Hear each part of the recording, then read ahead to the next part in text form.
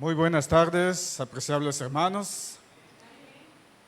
Agradecidos estamos nuevamente de estar reunidos aquí en este templo para continuar estudiando la bendita palabra de nuestro Dios. San Mateo 16:13 en adelante estamos analizando este párrafo de la palabra de Dios donde hay una pregunta y respuesta y comentario que estamos haciendo en toda esta semana. La pregunta que estamos analizando es: ¿quién dicen? ¿O quién dice que es el Hijo del Hombre? ¿Qué opina la gente acerca de Cristo Jesús? Ayer vimos cómo identificar el ser de Cristo, ¿sí? Y vimos varias respuestas. Respuesta positiva, donde algunos opinaban que Jesús es Juan el Bautista, Jeremías, Elías o algún otro profeta. Decíamos que esta es una respuesta selectiva y bien positiva. Sin embargo, no era el ser, no es el auténtico ser. Esa es la opinión de la gente, ¿sí? Y preguntábamos, ¿cómo podemos identificar el ser de Jesús o también el de nosotros? Que la gente opine y diga diferentes conceptos e ideas, o Él mismo, o Dios mismo, o Cristo mismo diga quién es Él, para poder definir realmente el ser de Cristo, ¿sí? Bueno, decíamos que, en primer punto, lo que la gente opine, aunque de manera positiva, no es completamente el auténtico ser que puede demostrarse en la vida de un cristiano. Por eso declaramos y decimos que no es suficiente y a la vez es inseguro depender de otros que nos digan quién es Jesús.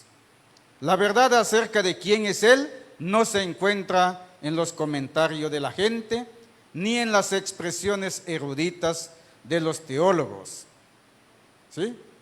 Lo que la gente diga, lo que la gente opine, aun cuando sea de manera positiva, hay un elemento que no puede cuadrar bien para identificar el ser de Cristo Jesús.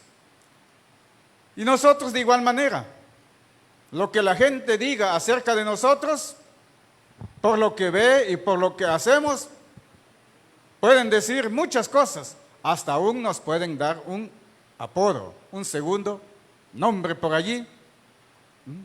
No porque no nos llevemos o lo odiemos o no estemos bien seguros con él. No, se refiere, hermanos míos, ¿de qué? No compaginamos bien nuestro ideal con lo que la persona hace o con lo que diga, ¿sí? Y si nosotros decimos lo que somos, si usted dice de su propia persona, ¿cuánta gente lo va a creer realmente lo que usted dice? No es absolutamente verdadero lo que usted opine. Vamos a hacer una evaluación. Cuando te saludan y se encuentran ustedes, no importa, donde quiera que sea, y se preguntan: hola, ¿cómo estás? ¿Cómo respondes, hermano? ¿Cómo te va? ¿Cómo respondemos? En la respuesta, ¿presentas alguna negatividad de tus acciones, de tu ser, de tu vida? ¿Sí? ¿Presentas eso? ¿Verdad que no? Solamente recalcamos lo positivo, ¿sí? Pero eso no somos realmente, ¿sí? Solamente hablamos algo negativo de nosotros mismos. No nos gusta y nadie les gusta tampoco que le digan o que digamos nosotros mismos de lo negativo que somos. ¿Sí? Así que entonces cuando definimos una persona quién es él, hermanos míos, ya sea que hablemos de positivo, no es eso el auténtico ser. hay esa cultura, esa sociología que nos han heredado, la educación y todo, de decir una verdad a medias, ¿sí? Aunque tú estés todo enfermo y aunque vas al hospital o aunque estés allá rumbo al camino de angustias y dolores y todo, cuando te pregunten ¿cómo estás?, vas a decir siempre que está bien, ¿sí? Y no es lo correcto, ¿sí? ¿Cuál debe ser la respuesta entonces? Para que demuestres tu verdadero ser. Bueno, podríamos decir, ¿no?, una manera de descubrir la forma auténtica de lo que somos. Podríamos decir, ¿cómo estás? Aun cuando vayas al hospital, gracias a Dios, a pesar de, ahí sí, ya le dices, ¿a pesar de qué? Voy al médico, ¿por qué? Siento dolores, me accidenté, me pasó esto, algo por el estilo, ¿sí? ¿Cómo estás o cómo te va? Gracias a Dios, bien, a pesar de que la familia tal vez no me dio de comer esta mañana, algo por el estilo. A pesar de esa angustia que llevas por dentro, de alguna tristeza que por allí llevas. Y la gente mira nuestro rostro, la sonrisa no brota de nuestro corazón, hay algo que está allí, encerrado, que no nos deja ser lo que realmente somos. Así es esto, no es suficiente y a la vez es inseguro depender de otros que nos digan quién es Jesús. Vamos entonces al segundo punto. Entonces necesitas tener un encuentro personal con Cristo. Y Jesús le hace la pregunta a sus discípulos y lo hace también para nosotros. Y nos dice, ¿quién decís que soy yo? ¿Y vosotros quién decís que soy yo? Le dijo Jesús a los discípulos. La respuesta, bueno, ya sabemos. ¿Cuál fue la respuesta de Pedro? Lo que la gente dice no es verdad a menos que se reconozca la verdad fundamental de la confesión de Pedro. Es un asunto personal, no asunto de grupos, ni de iglesia, ni de pueblos. En el fondo del alma, la persona debe reconocer no solamente en teoría, sino de manera experimental o de vivencia, que dé evidencia. O sea, en otra palabra resumida, fue en acción. Que tus obras y tus acciones vivan, demuestren la experiencia que estás viviendo. Claro, hermanos míos, esto se le llama en otros ámbitos de la vida doctrinal el proceso de la santificación, ¿sí? Vamos avanzando, ¿sí? En el fondo del alma hay un vacío que necesita ser llenado por el poder del Espíritu Santo. Por lo tanto, no nos conformemos solamente con pura teoría, con pura doctrina, con puras ideas de lo que hasta nos han doctrinado, nos han dicho. Tú tienes que ir más allá de esa doctrina, de ese conocimiento que hasta ahora has adquirido. Tienes que vivirla, experimentarlo, poner esa fe en acción, esa teoría, no solamente tenerlo allí como buen argumento, no, hay que ir más allá. Bueno, tercer punto, ¿cómo se sabe que Jesús es el Hijo de Dios? ¿Cómo supo Pedro de que Jesús era el Hijo de Dios? Jesús le dijo a Pedro de que este asunto de que yo soy el Cristo, el Hijo de Dios viviente, no te lo reveló carne ni sangre, sino mi Padre que está en los cielos. La confesión de Pedro no estuvo basado en su propio razonamiento o especulación, sino en la revelación divina de las Santas Escrituras. ¿Sí? Ahí estuvo la base. Pedro tomó la base de la revelación, analizó la pregunta, se fue a la Biblia y pudo opinar de manera diferente. ¿Sí? Como ya lo vimos ayer. De manera positiva, lo que los discípulos le dijeron, y lo que la gente opinaba, y la gente negativa que también decían acerca de Cristo, y de manera degradada, y de manera horrorísticamente hablando, de veras, a un grado tal que lleguemos a odiar y aún hasta querer matar a una persona, como en este caso los judíos que querían matar a Jesús. ¿Por qué? Porque no le llegaba lo que ellos esperaban.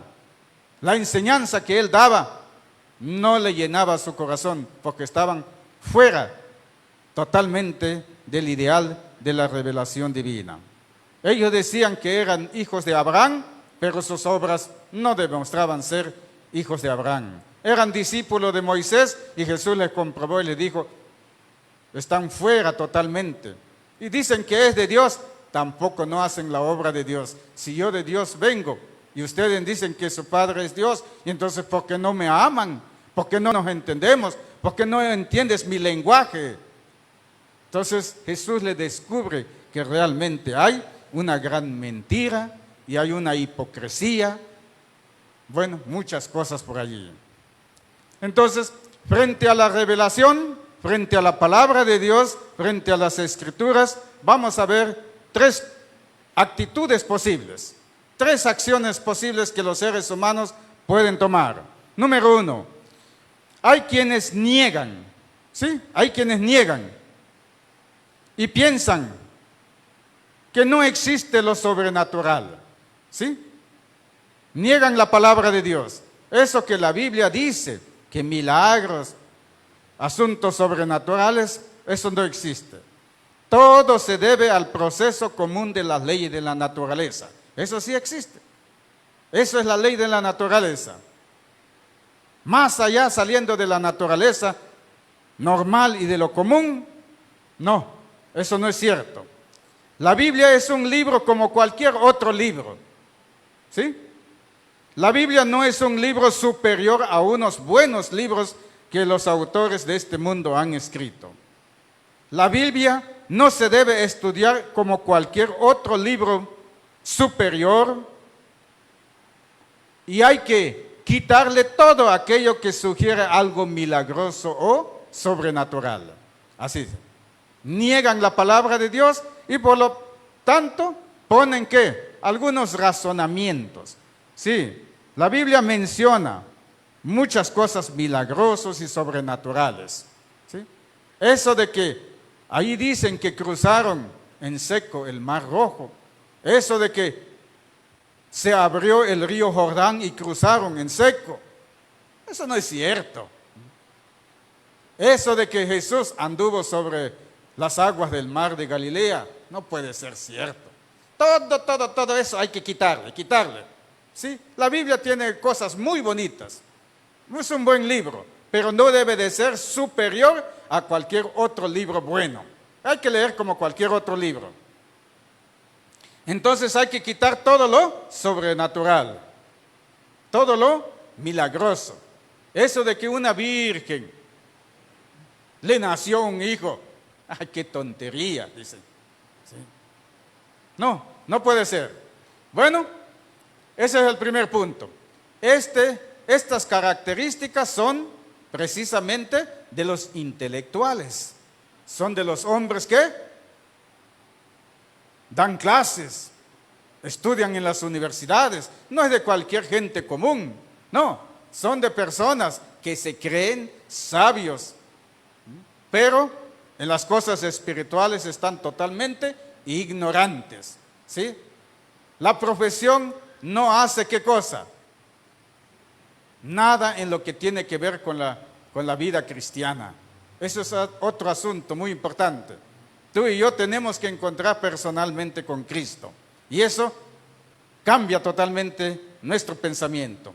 Otro grupo, hay quienes aceptan la Biblia como la palabra de Dios, pero la estudian a través del filtro de su propio razonamiento humano.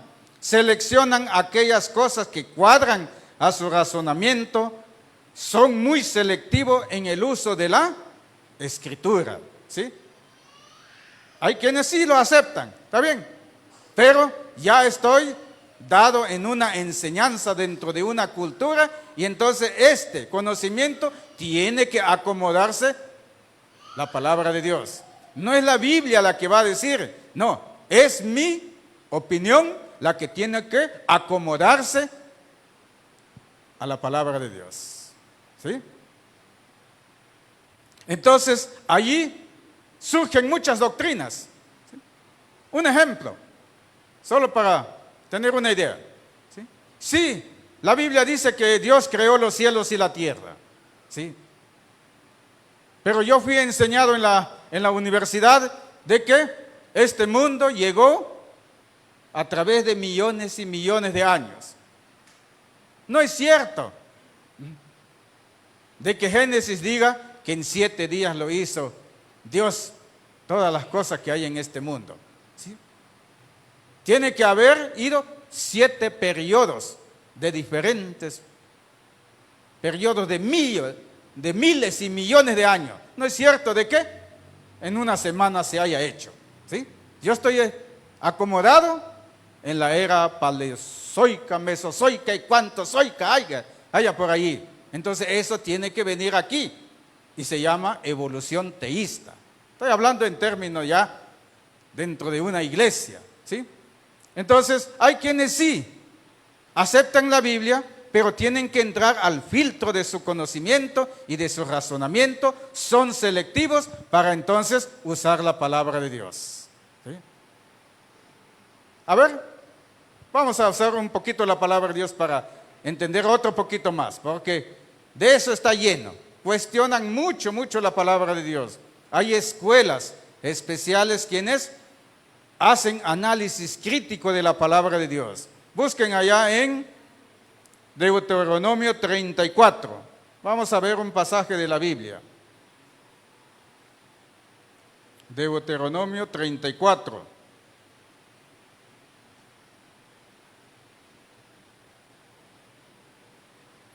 Subió Moisés de los campos de Moab al monte Nebo, a la cumbre de Pisga, que está enfrente de Jericó, y le mostró Jehová toda la tierra de Galaad. Pero ahí sigue los estudios. Tenía Moisés 120 años de edad, cuando murió sus ojos nunca se oscurecieron, ni perdió todo lo que es en cuanto a la vista. Bueno, a ver. Pero dice aquí la palabra de Dios de que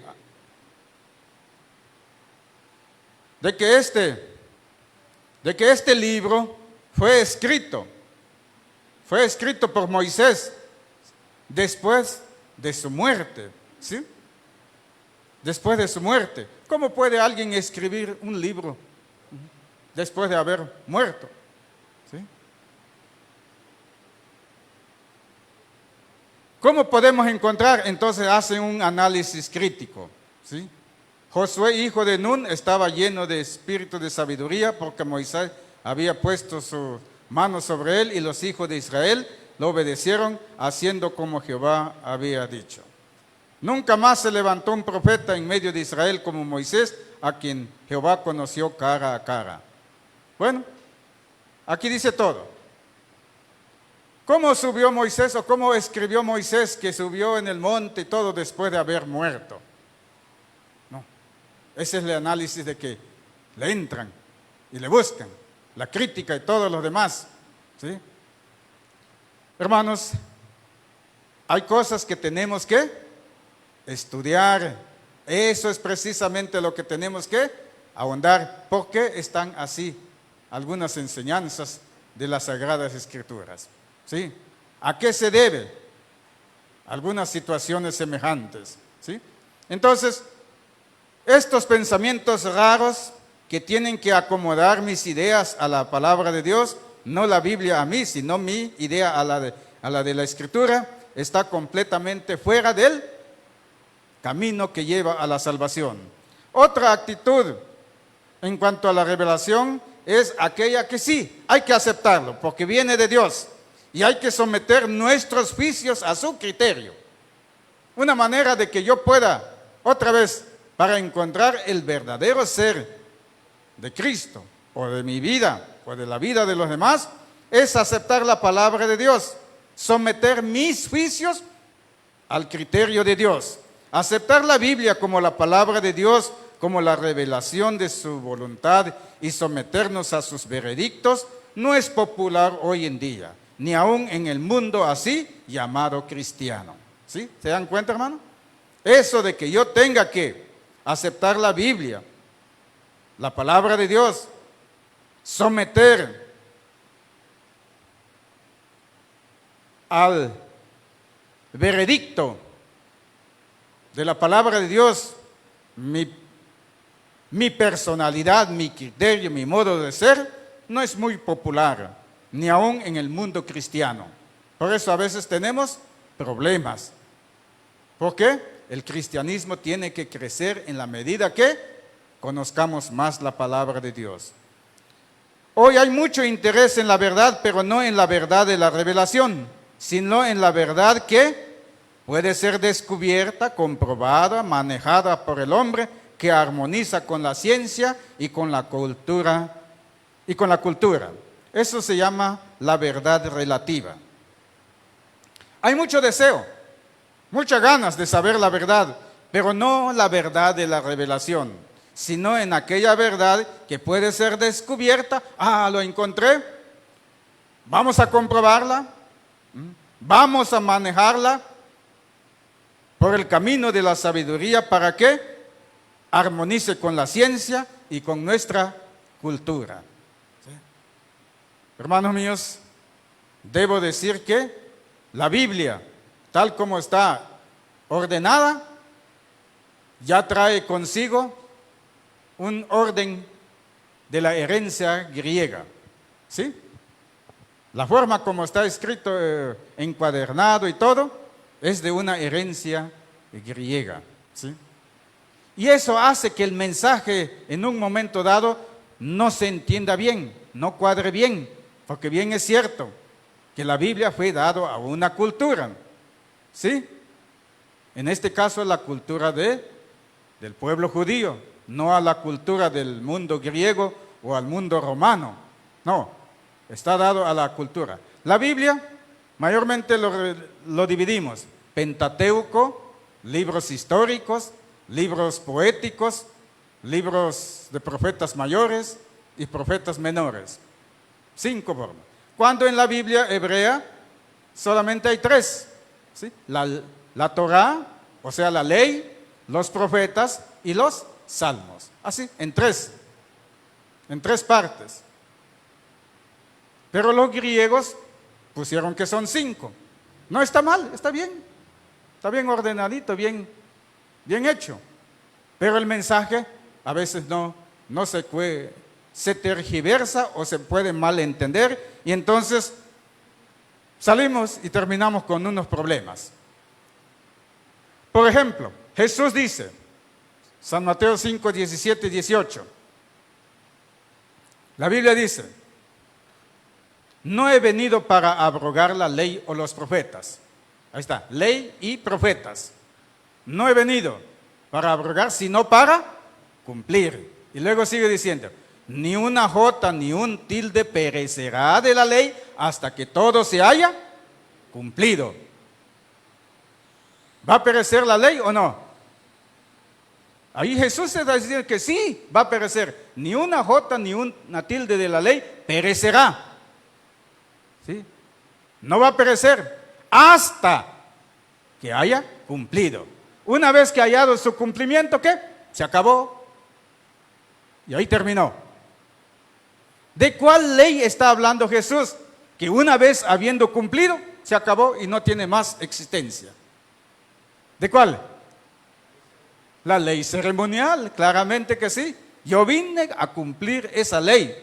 No he venido a abrogar la ley, o sea, el Torá, los escritos de Moisés, ni de los profetas. He venido a darle cumplimiento, pero ya cuando ya esté cumplido, ahí se acabó. No más. Y es así precisamente. Eso heredamos nosotros, la palabra de Jesús, lo que dice allí. Porque una vez encontrado su cumplimiento, el Cordero de Dios que quita el pecado del mundo, una vez que Jesús murió, ¿a poco es necesario seguir matando cordero? Ya no. Ya dio su cumplimiento, se acabó. Sin embargo, los judíos, como no aceptaron a Cristo, siguen matando su cordero. Para ellos no ha venido Jesús. Siguen con esa cosa. Pero para el cristiano, ya eso ya no. Ya halló su cumplimiento y terminó. Solo que algunos cristianos, estos que lo acomodan a su criterio, las palabras de Dios, esto está hablando del decálogo, de los 10 mandamientos y todo. No está hablando eso Jesús, está hablando de su cumplimiento que Él había venido para darle como Mesías. ¿Sí? Eso. Que todo se iba a acabar allí cuando Él muriera como Cordero Pascual. Bueno, vamos a otro punto. ¿Qué es revelación? Porque es lo que queremos saber. Jesús le dijo a Pedro, esto no es asunto de tu razonamiento, ni de tu intelecto y de tu sabiduría humana. ¿Sí? Esto es revelación de Dios. No te lo reveló carne ni sangre, sino mi Padre que está en los cielos. ¿Qué quiere decir o qué cosa es la revelación? Bueno, el verbo revelar en latín, es quitar una cubierta, descubrir o destapar algo que está oculto. Así más o menos se entiende, así se comprende en términos de etimologías o de palabras. Es dar a conocer lo que está en secreto o desconocido. ¿Sí? Bueno, pero queremos saber, ¿qué es revelación? A través de toda la historia, algunos han dudado de la existencia de Dios. Muchos otros han testificado confiadamente que Dios existe y que se ha revelado a sí mismo. Bueno, a través de la historia, muchos han entendido de que sí Dios existe y que se ha revelado a sí mismo, se ha dado a conocer. Bueno, ¿en qué forma se ha revelado Dios mismo y qué función cumple la palabra de Dios en su revelación? ¿De qué forma? La Biblia revela a Dios y expone la humanidad. ¿Sí? La Biblia revela a Dios. Dios ha hablado a ciertos seres humanos y expone la humanidad. Expone su dificultad y le revela también la solución. ¿Sí? La Biblia revela a Dios, expone a la humanidad, dice quién es el ser humano, pero le da también la solución. Bueno, vamos a comprobar. Isaías 1, 5 y 6. Vamos a ver. La revelación de Dios. ¿Quién es el ser humano? Dios lo revela. ¿Quién es el ser humano? Lo expone. Le dice quién es. ¿Sí? Y le dice, toda cabeza está doliente. ¿Sí? Desde los pies hasta la cabeza no hay nada que sano. Es una hinchazón, podrida llaga. No están curadas ni están suavizadas con aceite. Eso es el ser humano. Dios se revela quién es Él y lo expone a la humanidad diciéndole quién es el verdaderamente ser humano. Ese es. Enfermo. Enfermo. Y le pone ahí una figurita donde desde su cabeza hasta los pies no tiene nada sano. Oye, qué horrible, ¿verdad? Dirá alguien. Estas cosas no le gusta a la gente que le digamos. ¿Sí? Esto no le agrada a nadie. Ni vamos a decir, ¿cómo estás? No, pues todo dolorido de la cabeza o aquí por allá. Mira que tengo problema, que aquí allá. No le gusta a la gente decir su propio problema. Hasta que ya su señora lo está dejando. Y lo saben por allí de que sabes que fulano ya lo dejó su señora porque se pelearon por allí. Algo por el estilo. Entonces, ¿qué? Tal vez el ser humano diga, ayúdame, ¿quién podrá ayudar? Porque para que regrese y vuelva mi señora y que tenga compasión o reconcilie, algo así, busca entonces ayuda. Pero nunca decimos, hermanos míos, todo va bien, todo va bien. Nunca decimos realidad lo que realmente hay en nuestra vida. Lo que tú y yo sufrimos con nuestros hijos. No. Qué dolor de cabeza tenemos con los hijos. ¿Sí? Claro, son cosas, felicidades, según Para algunos también, los hijos son felices teniéndolos al lado, eso es lo que nos ha hecho la cultura. Pero por dentro, hermano mío, estás queriendo explotar. ¿Por qué? No llega las 11, las 12 de la noche y estás esperando a qué hora va a llegar. ¿Dónde anda? Ni te dice. Y tú ahí angustiado, a la vez llorando, lamentando tu situación. No le pasará nada, estará bien, llama por allí, ya voy. Ah, qué bueno, cuando menos está vivo. Ahí está angustiado. Ay, Señor, definitivamente. No le digo más porque ya ustedes ya lo saben. No exponemos nuestra situación a eso, ¿sí? Pero Dios sí nos dice, expone nuestra humanidad. Ah, pero como dijimos, no solamente lo declara, también le da la solución. Por eso Jesús es la única solución. Jesús es la única esperanza. En Jesús hay esperanza para más allá de todo problema que tengamos en este mundo. ¿Y qué dice entonces Isaías 1:18? Venid luego, dice Jehová, y estemos a cuenta. Si vuestros pecados fueren rojos como el carmesí, vendrán a ser como blanca lana. ¿Se dan cuenta? No importa cómo estés, no importa tu situación en la que vives. Venid tal como estás, hijo mío. Ven hacia mí. Si tus pecados están de cualquier color que sea, yo te lo voy a hacer blanco. Te perdono, te limpio, te daré la paz. Qué bonito, ¿verdad? Ese es el Jesús de la palabra de Dios. Nos presenta como perdidos, alejados de Dios, y revela a Jesús como el que nos encuentra y nos lleva hacia Dios. Yo soy el camino, la verdad y la vida. Nadie viene al Padre si no es por mí. Qué bonito evangelio, ¿verdad? Dios nos presenta con su revelación que estamos perdidos, alejados, enfermos y todo acabado. Pero también muestra y revela a Jesús, el que nos encuentra, vente, nos toma de la mano y nos lleva hacia su Padre. Yo quiero que estén ustedes a donde yo estoy viviendo con mi Padre. ¿Sí? Qué bonito. ¿Sí? Ese es el verdadero Cristo, que ama. No importa la situación, no importa lo duro que eres. Así como veíamos anoche, que estaban dispuestos a querer matarlo y todo, pero el Señor es misericordioso y amoroso y todo, con que cambie y que crean en Él, la cosa será diferente. El Antiguo Testamento presenta al Hijo de Dios como el Mesías, el Redentor del mundo. El Nuevo Testamento lo revela como Jesús, Cristo y Salvador. La muerte de Cristo Jesús en la cruz es la revelación máxima del carácter de Dios. ¿Qué? Qué bonito.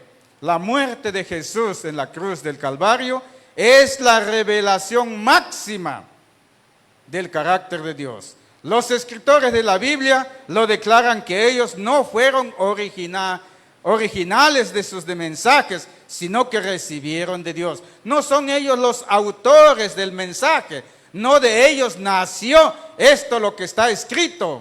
Sí, llámese David, Isaías, Daniel, sea cualquier personaje, escritor de la Biblia, algún profeta, ellos dicen que no son los originadores de este mensaje. Ellos dicen que este mensaje lo recibieron de Dios. Así que la Biblia es la palabra de Dios. Lo vamos a comprobar y lo vamos a ver para que vean. La esencia de la revelación divina puede resumirse de que Dios se revela en palabras y actos. Jeremías 47:1. Bueno, para que usen un poquito su Biblia y usemos también nuestras manos y podamos coincidir nuestra mente con la palabra de Dios. Vamos a ver. La revelación divina se revela en palabras y actos. Palabra de Jehová que vino al profeta Jeremías. Ahí está. Él dice, estas cosas que estoy escribiendo, estas cosas que estoy predicando y hablando, dice aquí, le da autoridad, ¿quién? Palabra de Jehová que vino al profeta Jeremías. Y ya, ¿Cuáles fueron esas palabras? Ahí lo dice. Otro, Amós 1:3. Así ha dicho Jehová. ¿Qué ha dicho Jehová? Ahí va, todo lo que está dicho. ¿Sí? Que Moab caerá así, que otras ciudades caerán y fracasarán, su rey tal y todo, se morirá de aquí para allá, así y todo. Que Babilonia va a ser conquistado, y muchas cosas. Así ha dicho Jehová. Como decimos que Dios se revela en palabras y actos, Génesis 6, 13 y 14. Dijo pues Dios a Noé. ¿Qué le dijo Dios a Noé? Hazte un arca de madera, porque yo voy a destruir este mundo con un diluvio. Ahí está, palabras y actos. Dios le dice a Noé, hazte un arca de madera. ¿Sí? Y ese arca dice que debía de tener una medida, 300 codos de longitud, 50 codos de ancho y 30 codos de altura. Ahí está la medida, eso es lo que vas a hacer. No solamente se conforma que diga, haz un arca y a ver cómo te salga en tu cabeza, a ver cómo. No, le da la medida, es bien concreto el mensaje, ¿sí? Así que los autores de la palabra, los autores de la Biblia, ellos no son los autores originales. El autor original es el Espíritu Santo. Estos textos y muchos más revelan la forma auditiva. O sea, Dios habla y el hombre escucha. Abraham, Abraham, heme aquí, Señor. Toma a tu hijo único a quien amas y llévalos allá a un monte y sacrifícalo en holocausto para mí. Oye, ¿qué pasó? Escucha. Y Abraham contesta, acto, acción, toma a tu hijo, tu único hijo a quien amas mucho, llévalo al monte y sacrifícalo en holocausto, así como por el estilo. Otro, ese es asunto de audición. Habla, oyen, platican, pero no ven, no ven. ¿Cómo verían ustedes una persona que esté platicando y dialogando ahí en la calle y no hay nadie a su lado? ¿Cómo lo verán ustedes? Eso es lo que dicen los hombres de ciencia. Están locos estos, hermano. ¿Cómo van a creer que nunca lo han visto? ¿Sí? Cada locura que les dicen ahí en su iglesia. ¿Sí? No, hermano, pero nosotros no estamos locos. ¿Sí? La Biblia es la Biblia y es la palabra de Dios. Bueno, en cuestiones de oído y vamos ahora con la vista. Daniel 2:19. El secreto fue revelado a Daniel en visión de noche. Aspecto visual. ¿Sí? Hay otra manera de cómo revela Dios. Dice que Daniel vio la estatua de Nabucodonosor que vio en sueño y nadie lo pudo interpretar, pero él vio en una visión esa estatua, aspecto visual, y le fue a decir al rey Nabucodonosor, tú lo que viste era una gran estatua, cabeza de oro, y le mostró todos los metales que había en esa estatua. ¿Sí? Y le explicó también su interpretación. Otro, Éxodo 3:2, le apareció el ángel de Jehová en una llama de fuego, en medio de una zarza ardiente. ¿Cómo es posible? Dios se aparece allí en una zarza. Moisés lo ve, ahora es asunto de ver. Mira la zarza, arde y arde y arde y arde, ¿y qué cosa? No se consume, no se apaga, ahí sigue y sigue y sigue.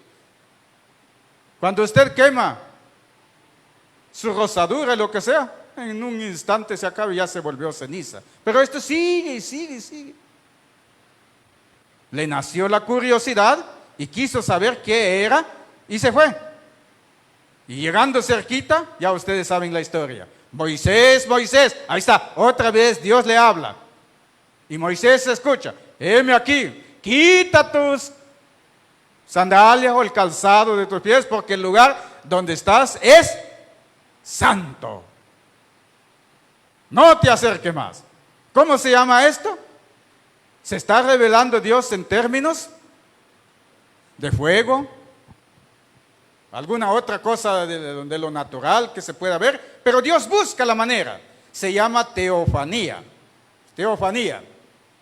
Otra manera como se reveló Dios en el desierto es en una columna de nube. ¿Sí? En el desierto, imaginan cuando hay calor, no 45 grados, no sé cuánto habrá allá, en esos lugares del desierto de Sinaí. Y aquí que ya estamos llegando a 45, ¿cómo se siente en el día? Así que, Dios, ¿qué cosa? Quiso que su pueblo estuviera bien acondicionadito, que no sufra su pueblo. Mire cómo nos ama el Señor. ¿Quiere que no sufran calor? Le pone una nube ahí tranquila y unos airecitos frescos. Y lo pasan bien, Padre, dijera alguien. En el día, una columna de nube, bien, ventiladito, si no sienten calor ni nada por el estilo. Y de noche también se hace mucho frío en el desierto. ¿Qué le pone? Columna de fuego, ¿sí? Nube, allá, fuego en el día, para que esté bien calientadito estos hermanitos que van a dormir ahí en su tiendita. ¿Qué? Ahí está, teofanía. Dios se está revelando. Y no solamente ellos ven, la gente, mira, hay una nube por allá y de fuego en la noche. ¿Qué cosa será? Sí, Dios se revela. Pero Dios le llamó a Moisés, vete a Faraón y dile que deje al pueblo de Israel y lo lleves al desierto porque quieren que hagas una fiesta a Jehová tu Dios. Bueno, Moisés dice, no quiero. Me van a decir que no te apareció Jehová. No, me van a negar que no te apareciste conmigo, no me van a creer. ¿Qué tienes en la mano? Ahí está, se revela otra vez Dios con su hijo rebelde que no quiere cumplir la misión. ¿Qué tienes en la mano? Una vara, suéltalo. ¿Y qué hace? Una culebra. Y se huye este amigo. Agárralo por la cola. Ay, pero no, me va a picar. Agárralo, obedezca. Y lo agarra y otra vez su propia vara. Con esto vas a mostrarle a Faraón y a toda tu gente de que sí yo te aparecí. Ay, pero yo soy tardo en hablar y echa la culpabilidad de que no puede hablar la palabra de Dios. Ay, Dios mío. Qué tremendo es la situación. Pero Dios habla y le tiene que obedecer el ser humano para cumplir una misión. Bueno, ya vimos de oído, de vista. Ahora vamos a otro punto, otra manera de cómo se revela Dios. Palabras cognitivas. ¿Sí? ¿Qué quiere decir eso?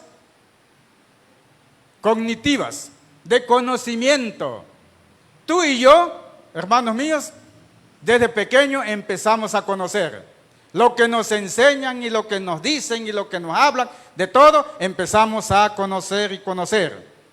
Hay algunos verbos en griego que dice agua, yada, nagad. Eso implican algunas palabras. Agua dice es dar a conocer, publicar. Eso significa. Yada, conocer, dar a conocer y publicar. Nagad, contar, dar a conocer, informar. Todo eso son cuestiones de revelación. Así que Pedro conocía, sabía. ¿Cuánto sabía? Pues lo que había conocido la palabra de Dios, lo que le han dicho y lo que ha estudiado, sabía. Pedro conoció quién era Jesús, lo que sabía de la Biblia. La pregunta era, y dice, ¿quién dicen los hombres que es el Hijo del Hombre? ¿Quién dicen? Bueno, ya la respuesta ya le dieron. Pero Pedro meditando allí, Hijo del Hombre. ¿Qué dirá la Biblia? ¿Dónde estará esa palabra, Hijo del Hombre? Hijo del Hombre. Hijos de Dios, Hijo de los hombres. Pues no crea que sea Jesús, sea el malvado que está aquí, que dice Génesis, hijos de Dios, hijos de los hombres. Hijo de Dios, Hijo del Hombre, yo te he puesto por atalaya a la casa de Israel. No es Ezequiel él. Yo me voy a caer en otro problema si yo digo, esto están diciendo Elías, Jeremías, y yo le voy a decir que es Ezequiel. No. ¿Dónde dirá alguna Biblia que mencione hijo de hombre? Por si era muy tardado en recordar. No, Pedro fue rápido, como ya ustedes saben, en el conocimiento que él tenía de la Biblia, y cuando le preguntó, ¿vosotros quién decís que soy yo? Pedro, rápidamente se le vino en la cabeza un ser celestial de Daniel 7:13, donde un anciano de grande edad se sentó y vino un hijo del hombre que le dieron su trono y le dieron dominio, autoridad y su y su reino que no será jamás destruido. Ese es este hombre, dijo. El Hijo del Hombre es este Cristo. Tú eres el Cristo, tú eres el Mesías, de lo que Daniel 7, 9 y 10 dice, y 7, 13 y 14. Tú eres el Cristo, el Hijo de Dios viviente. Bienaventurado, Pedro, porque esto no te lo reveló carne ni sangre. El Espíritu Santo te hizo recordar rápidamente y te mandó de que yo soy un ser celestial y que estoy aquí en carne viva, cumpliendo esa profecía mesiánica. Esto no te lo reveló carne ni sangre, sino mi Padre que te lo reveló, al igual como cualquier otro profeta. Hermanos míos, este Hijo del Hombre es un ser celestial que le dio Dios dominio, reino, autoridad, que no será jamás destruida. Me conviene confesar a Jesús de esta manera, que Él está cumpliendo la profecía, porque yo quiero estar en su reino. ¿Sí? Yo quiero estar en su reino. Y andaban ahí peleando quién iba a ser el mayor en el reino de Cristo. ¿No es cierto, verdad? Como que fuera una conveniencia. Me conviene a mí esto, que yo le declare. Es verdad lo que la Biblia dice, que Él es el rey, pero ellos querían un reino a su conveniencia. Estaban a su filtro, a su camino, que querían hacerlo. Pero cuando Jesús no les cumplió su gusto de que es un rey terrenal, no, se chasquearon, claro. ¿Sí? Y no solamente Pedro, sino todo el pueblo de Israel. ¿Qué pasa? Que esperando, hasta Juan el Bautista dice, Juan el Bautista mandó a preguntar por sus discípulos, ¿eres tú el que había de venir o esperamos a otro? ¿Sí? Hasta allí llegó Juan el Bautista. ¿Eres tú? Esperando a ver cuándo va a estar el rey. Un día quisieron hacerlo rey a la fuerza, después de haber alimentado 5,000 hombres, y son como 15,000 entre niños y mujeres, más o menos aproximadamente. Quisieron hacerlo rey, pero Jesús mejor se fue antes de que vengan, porque ya había intención mala. Mejor se retiró al monte a orar. ¿Qué sucede? Nunca hubo ese reino que querían. Pero ¿qué saben? Allí le declaró el Señor ese mismo momento para que entendieran que ese reino que ellos estaban esperando y andaban peleando tal vez de que quién iba a ser mayor en su reino, Dios le dijo, no sigan pensando mal. Está bien lo que declaraste, Pedro, sobre esta roca voy a construir mi reino terrenal. No le dijo eso. Sobre esta roca, sobre esta confesión que acabas de decir de que soy el Cristo, el Hijo de Dios viviente, voy a construir, voy a fundar mi iglesia. Porque este pueblo pronto me va a matar y este pueblo se acabará. Y no tendrá razón de ser ni de existencia en este mundo. Mas aquellos que van a creer, ni esperen un reino. Esperen una iglesia. Una iglesia donde la iglesia cumpla una misión. La iglesia es el medio señalado por Dios para la salvación de los hombres. Fue organizado para servir y su misión es la de predicar el evangelio a todo el mundo. Miren, ¿se dan cuenta, hermanos? ¿Sí? Bueno, vamos a dejar aquí, continuaremos mañana y mañana veremos que de la confesión de Pedro no construyó, no edificó un reino, sino edificó una iglesia. ¿Qué es la iglesia? Bueno, mañana lo veremos. Gracias, Dios le bendiga. Y te sientes ya cansado de intentar y no lograr obtener